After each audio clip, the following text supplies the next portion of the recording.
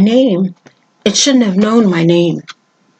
The door moved slow, deliberate, the kind of sound that drags every ounce of fear into your bones. A figure stepped into the light. Or maybe it was the light. I couldn't tell. My vision blurred. Sweat burned my eyes. The air tasted like metal and blood. It stood there still, silent. But the room wasn't still anymore.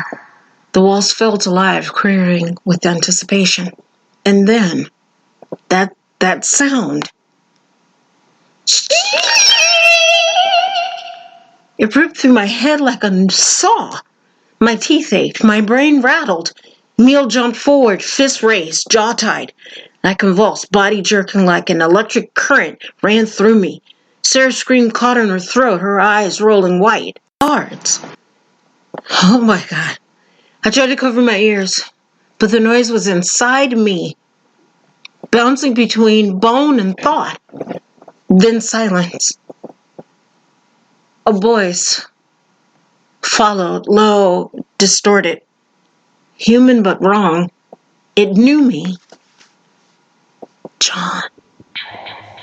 Sarah froze. Not breathing, not blinking. I wanted to shake her awake, but my body wouldn't move. The figure stepped closer. I caught the gleam of something in its hand. A sharp reflection. Gold, maybe? Then came the boom! A golden flare exploded outward. The heat hit my face like a furnace blast. I stumbled backward, hitting the wall. Light poured into my eyes, blinding, beautiful, and then nothing.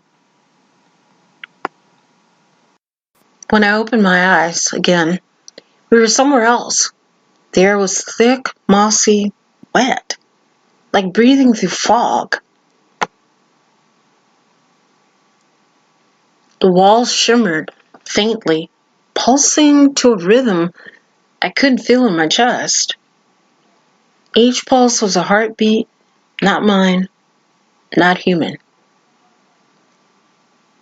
Ahead, a door, still, wide, etched with glowing symbols that seemed to crawl as we watched them. We didn't belong here. Her jaw tightened. Then we make it choke.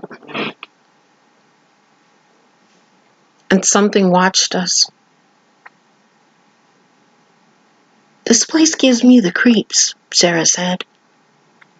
Every step deeper, the air pressed heavier against our skin, as if we were walking into someone's lungs.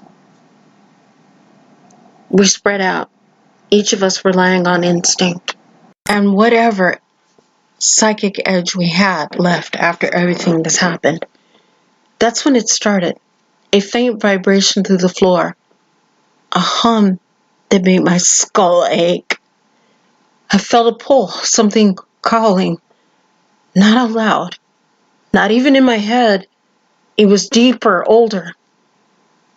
I felt a pull, something calling.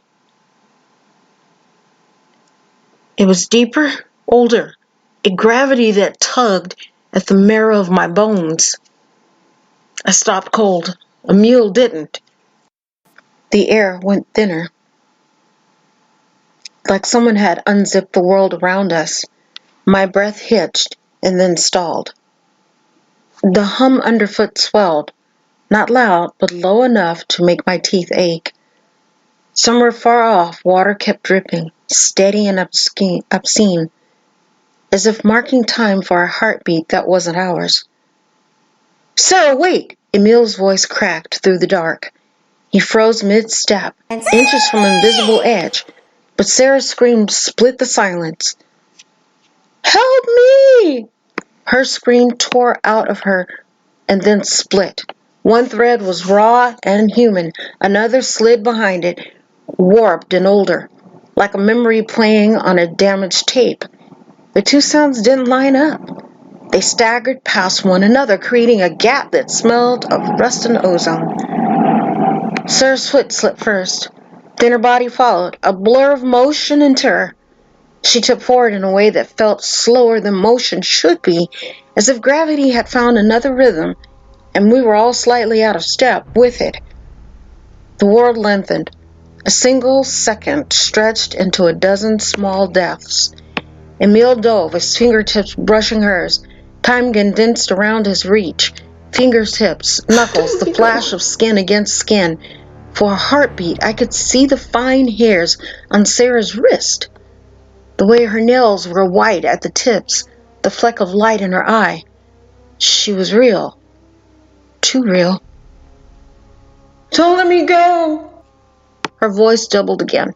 But this time, the second strand was digital and frayed. A thin crackle of static threaded through vowels, as if something invisible was trying to translate her into a frequency if it could swallow.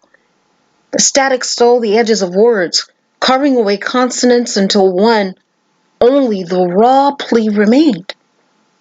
The fall wasn't a single motion. It was a sequence of small betrayals. A toe sliding, a calf losing purchase, muscles forgetting the command to hold on. We felt each betrayal as its own cold shock. The floor groaned below us, a structural whisper of protesting iron. Emil's fingers closed on hers. For a half-breath, the world narrowed to two hands, nails digging, skin slick, the desperate negotiation of weight. I could hear blood moving in his ears, the ragged hitch of his inhale.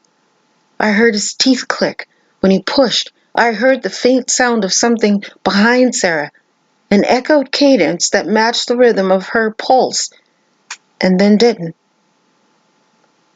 Emil said, "I've got you!" "Amelia, pull her up, help me!" Amelia's voice snapped.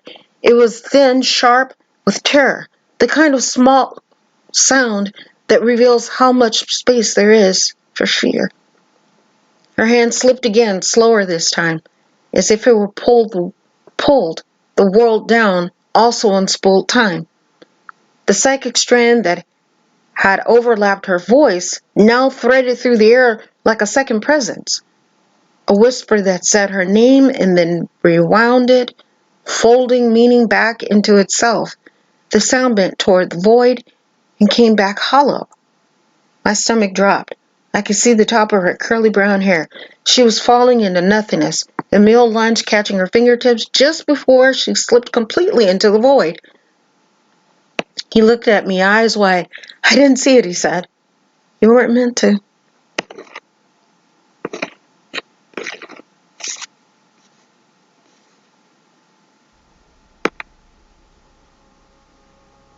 "Help me pull her up," he shouted, voice ragged.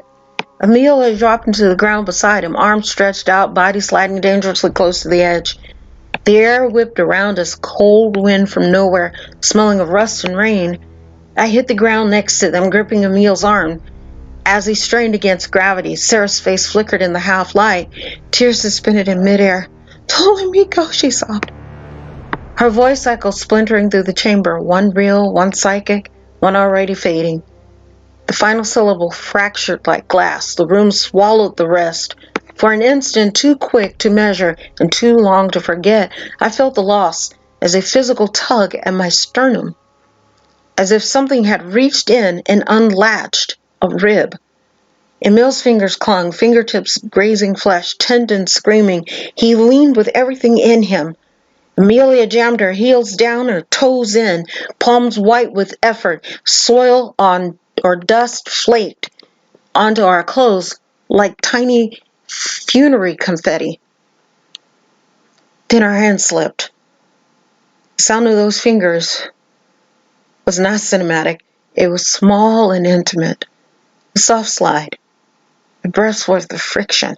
Paper thin tearing. It sounded like a promise undone. "Meh." Her voice flared one last time. 3 notes that weren't quite in tune, then folded into a silence that felt intentionally kept. The hum underfoot fell away like the closing of a lid. The air cleared as if nothing had been done to it at all. We stood over a shimmer, not empty, not solid, but a place where light bent wrong and memory stuck to itself like wet fabric. Emil stared into it, lips moving without producing sound. Amelia's hands clawed at the edge until her knuckles shone white. I couldn't tell if she was gone or taken. The difference in that instant felt meaningless. What remained was a hollow in the world shaped exactly like her. Time fractured into frames. And then, gasping. Amelia's fingers clawed at the edge, trembling. Emil stared into nothing, lips moving but no sound came. "She's gone," I whispered. But even as I said it, I wasn't sure if I meant gone or taken.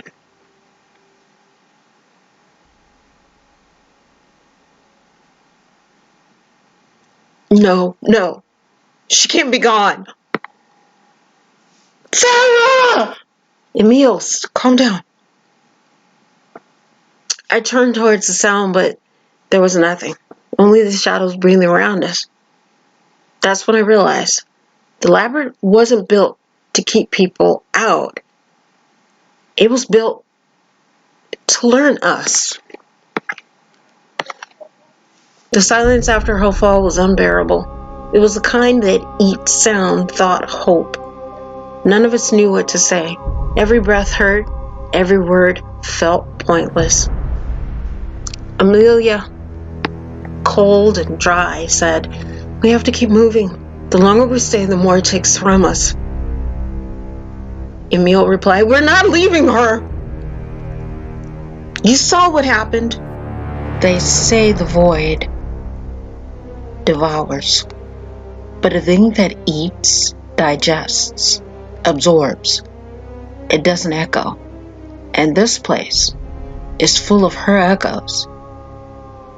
So maybe Sarah, maybe she just became part of the menu. And next week, to the awakening, the Psychic Odyssey, the Trappist Enigma.